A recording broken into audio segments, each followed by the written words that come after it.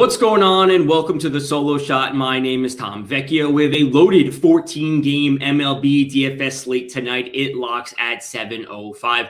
As always, this is one of the many shows on the FanDuel Podcast Network. You can find that anywhere, whether it's iTunes, SoundCloud, Stitcher, Google Play. Make sure to give it a like, follow, or subscribe. You can follow me on Twitter at DFS_Tom. Before we hop into things, listen up, soccer fans. This season, FanDuel and Captain Morgan are teaming up to give you a one-of-a-kind soccer contest. Introducing the Captain Morgan Soccer Pick'em, a weekly fantasy contest that's entirely free to play. The contest is simple. All you have to do is make quick predictions for Saturday's games this soccer season, and you'll earn points for each correct pick and compete for your chance to win up to $3,000 in prizes every single week. So head over to FanDuel and enter the Captain Morgan Soccer Pick'em today. Must be 21 plus to participate. For more details, visit FanDuel.com or download the FanDuel Fantasy app. Eligibility restrictions apply. And don't forget to make your game day that much more delicious and sub in the captain. All right, so jumping into this 14-game MLB slate tonight. Again, lock is set for 7:05. We do have Coors Field on this slate. In terms of weather on tonight's slate, we are pretty clear in terms of rain. We do have a few spots with a bit of wind at the Rays at Baltimore. We see some wind blowing out about 10 miles per hour, which is obviously a bit of a boost to the bats there in what is already a good hitter's park. We have potentially some strong wind also in Colorado, a stadium that is already fantastic for hitters. I don't know how much more of a boost those hitters need, but we do have some potentially strong wind there. That's about it when it comes to weather. This entire week, really, we have been free of any real rain issues, which is good to see. Of course, we'll circle back on the weather on the 4 p.m. Q&A show, which you can find right here on the FanDuel YouTube, Twitch, and Facebook page. Make sure to give those a like and follow so you know when we go live. All right, so jumping into the pitching on tonight's slate, obviously a number of different options due to the fact that there are 14 games. And right from the jump, I will say that a lot of the pitchers on tonight's slate they're good. There's no one that's in a truly phenomenal spot. Corbin Burns comes in as the most expensive pitching option on tonight's slate, sitting at $11,000. And without a doubt, we can say that Corbin Burns is the best pitcher on tonight's slate. He's coming in with a phenomenal 36% strikeout rate this season. A 4.7% walk rate is absolutely phenomenal. A 50.6% ground ball rate. He's coming in with a 2.49 Sierra and a 2.19 xFIP, which is absolutely unbelievable, only allowing a 2.9% barrel rate. Absolutely phenomenal stats from him.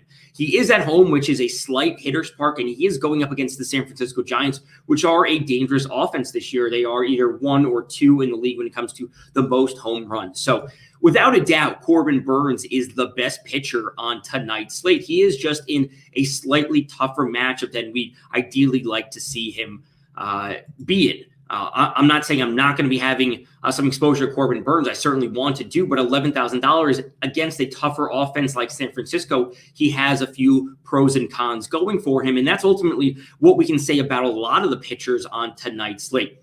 German Marquez for Colorado is $9,900. He's pitching at home in Coors Field, and paying $10,000 for a pitcher in Coors Field can be a little bit too expensive for someone like myself and a lot of people out there, especially when we see German Marquez coming in with a 25% strikeout rate. Generally, that's a little bit lower than a strikeout rate, a little bit lower than what I'd like to see for a pitcher that is $10,000. We'd like to see him pushing close to or above 30% when we're paying that much of our salary for a pitcher that's that expensive. Now we have to combine that with the fact that he's at home in Coors Field, which of course presents plenty of downside. Now he is going up against Miami, which is an easier matchup. There's no doubt about it. But again, there's extra wind in Coors Field. So again, another pitcher with a few pros and cons going for him. We go to someone like Chris Bassett, who is kind of shaping up to be one of my favorite pitchers on tonight's slate because he has a good combination of park factor, matchup, salary, all these sorts of things. Now, $9,800 for Chris Bassett with a 24.9% strikeout rate, again, is slightly expensive. So a minor con going against him, but he does have a solid 3.80 SIERA this year, a 3.91 xFIP. He's allowing mostly ground balls, sitting at 42.9%, and mostly medium contact at 56% medium contact, with a very low 27.7% hard contact rate, only allowing 7.2% barrel rate this year. He is going up against the Texas Rangers, which we know are a vastly depleted offense, especially after some of the trades that they made. They're coming in with a 24% strikeout rate this season versus righties with their active roster. That is 13th in the league. We look to their ISO versus righties with their active roster. It's sitting at 141, which is 26th in the league. And then we look to their WRC plus, which is sitting at 79 versus righties, which is 29th in the league. This is also a game in Oakland, which is a fantastic pitcher's park. So of these top pitchers on tonight's slate, Bassett is the cheapest, only by $100 compared to German Marquez, but the park factor is so much more in favor for Chris Bassett, combined with the fact that he's going up against a weak offense in Texas. This is not to say that Miami isn't a weak offense. It's just that the park factor is just so much more in the favor of the Marlins because they're at Coors Field. Any hitter or a group of hitters or team can have a good game at Coors Field.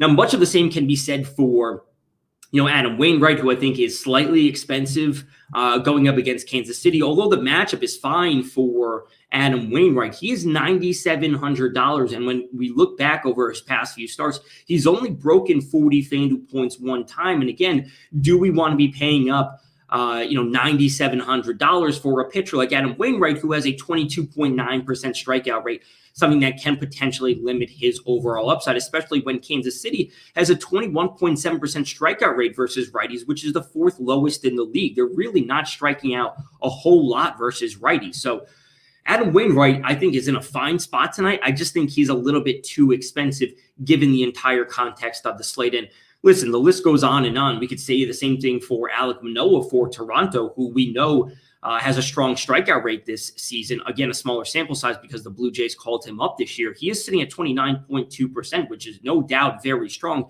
but he is going up against the Boston Red Sox. Yes, an offense that has been struggling as of late, but they still have plenty of power.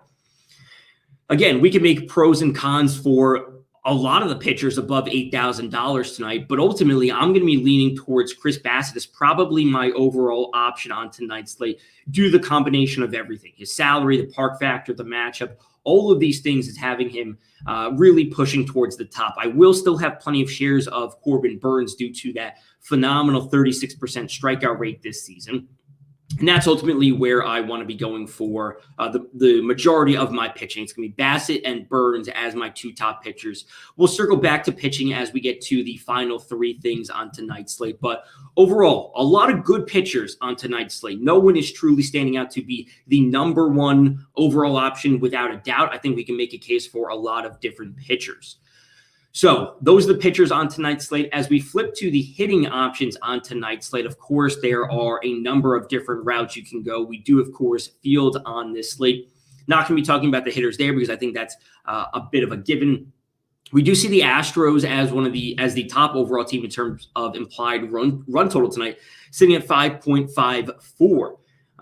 They, a bit of a dud from them last night, but I'll still be willing to go back to them tonight. Don't want to talk about them specifically tonight, but just want to note that they are one of the top projected offenses and will still be very popular on tonight's slate. But the team I am very interested in rostering tonight, that would be the Oakland Athletics. They are at home. They're going up against Mike Foltenevich this season. Mike Foltenevich is allowing 2.39 home runs per nine to righties with an 18% strikeout rate. He's allowing 2.66 home runs per nine to lefties with a 14.3% strikeout rate. We flip to his batted ball profile, and it's absolutely terrible, allowing a 39.7% fly ball rate to righties, along with a 35.9% hard contact rate to righties. He's allowing a 48.8% fly ball rate to lefties and a 41.5% hard contact rate to lefties. These are absolutely terrible numbers for a pitcher, and we have seen him be burned by that in especially some of these recent games. In his most recent start against Seattle, it wasn't too bad for him, but going back against Detroit, Toronto, Oakland, and Seattle, he allowed 3, 4, 3, and 2 home runs. Now, we can look back even further and to see that he has allowed at least 1 home run in 7+ starts. So this is absolutely a pitcher we want to be targeting for that potential home run upside. We look to the Oakland Athletics bats, and we know that there's plenty of power in this lineup for both lefties and righties. Starting off, Matt Olson is up at the top, and despite him looking solid in some of these recent games and his salary being a bit expensive, this is absolutely a player that I want to be going to on tonight's slate, and ultimately is going to be one of my favorite overall options. He comes in with a 244 ISO this season, which is absolutely fantastic. Seth Brown is not far behind with a 239 ISO. Ramon Laureano with a 208 ISO, and Sean Murphy even with a 202 ISO. Of course, there are other options a little bit further down the line. Jed Lowry, not too bad with a 180 ISO this season. Matt Chapman leads the way with a 50.9% fly ball rate this season versus right-handed pitching is absolutely phenomenal. Seth Brown, again, not too far behind with a 49% fly ball rate. The list goes on, whether it be Olson, Lowry, even take some shots with Mitch Moreland in a solid righty-lefty matchup.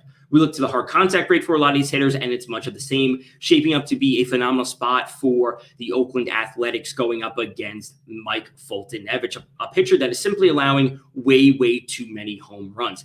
This is ultimately where we want to be going for some home run upside on tonight's slate to start things off. We can then flip to the Tampa Bay Rays as another potential spot for some home runs. They're going up against John Means, who looked like a solid pitcher earlier this season. He then went on the IL. He came back and has since been struggling. We also see some wind, as I mentioned earlier at the beginning, some wind blowing out in Baltimore, about 10 miles per hour. We'll get an update on that at the 4 p.m. Q&A. But Baltimore was already a good hitter's park, and now with some wind blowing out, boost the bats even more. We look to the splits for John Means this season. He is a left-handed pitcher, and he comes in allowing 1.93 home runs per 9 this season to right-handed hitters. He does have a solid 25% strikeout rate, a low 4% walk rate, but we've certainly seen him struggle in some of these recent games, and his 50% fly ball rate allowed to right-handed hitters is certainly something that can potentially end bad tonight, especially with that extra wind in Baltimore. So the combination of him allowing too many home runs to begin with, the higher fly ball rate, and the wind is something that we potentially want to be taking advantage of. And we look back at his recent game log, and he has really been struggling even before he went on the IL when it came to home runs allowed. 1-1, 2-2, 2-2 home runs allowed in his recent set of starts. So this is nothing new for John Means. Despite flashing a higher strikeout potential in some of those starts, we do know that the potential downside for him is also very high. We look to someone like Mike Zunino for the Tampa Bay Rays, the catcher, who does come in with a very high 29.8% strikeout rate versus lefties, but he has a massive 473 ISO in this split against left-handed pitching with a 217 WRC plus is absolutely crazy. We can move a little bit further down the line with Wander Franco with a 286 ISO, Randy Arozarena with a 253 ISO. Taking some shots, even with Brandon Lau at 158, because if he's not going to be popular against John Means due to it being a lefty-lefty matchup, if they run John Means out of the game, we'll then get some potential upside going up against the Baltimore Orioles bullpen, which is absolutely not something that we need to be afraid of. The fly ball rate on some of these hitters is absolutely phenomenal. Mike Zunino, 59% fly ball rate against lefties. Austin Meadows, 50.5% fly ball rate. Lau, even in a lefty-lefty split, is up there at 46.9%, and Randy Arozarena is at 41%. So the fly ball potential from Tampa Bay in the matchup against John Means, who's allowing an over 50% fly ball rate to righties in a park like Baltimore with extra wind tonight, can shape up to be a phenomenal hitting environment. So the Rays, with their 5.40 implied run total tonight, are absolutely a team I want to be targeting for that home run potential. We look to some of the salaries on the Tampa Bay Hitters. And overall, they're not super, super expensive. Austin Meadows, Randy Arozarena, Brandon Lau, and of course, Nelson Cruz, who was recently added to their team. Of course, plenty of righty-lefty splits in his favor.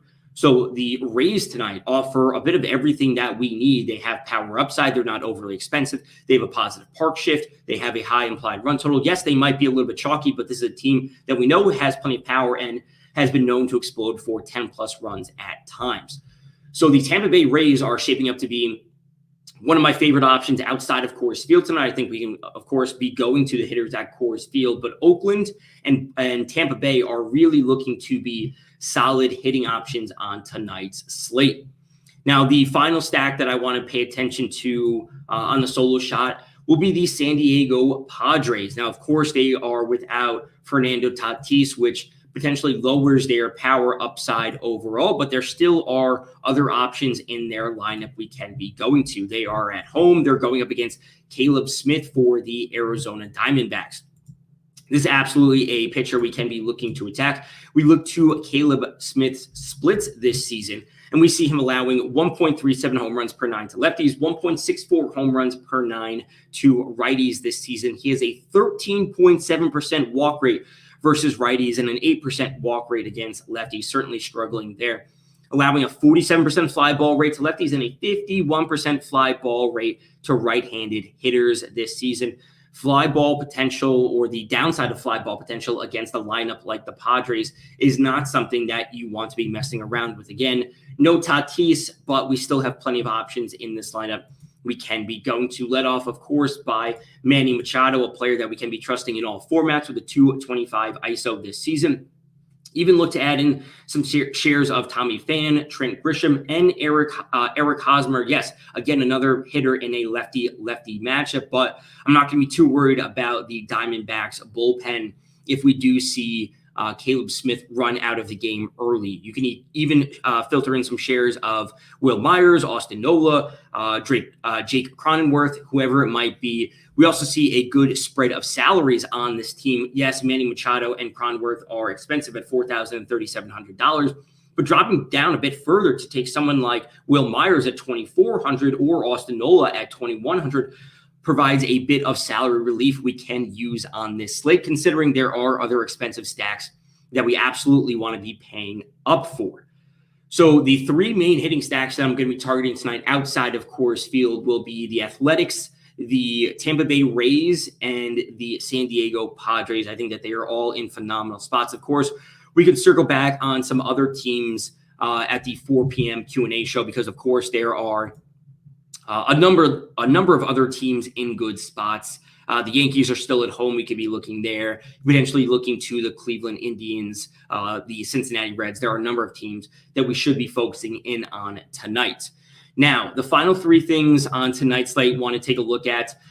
Again, there are a number of pitching options on the slate that all have a few positives and negatives going for them. I think we can make a case for a number of different pitchers, whether it be a Wade Miley, whether it be Zach Greinke, whoever it might be. I'm interested in Kyle Moeller, the left-hander from the Atlanta Braves. He comes in at $7,700 tonight. This is his first year in the majors. He only has a 29.2 inning sample size. So, of course, we have to take that with a bit of grain of salt. He is flashing a 27% strikeout rate so far in his major league career, which is good. He does have a 12.3% walk rate, presenting a bit of a downside or potential downside from him.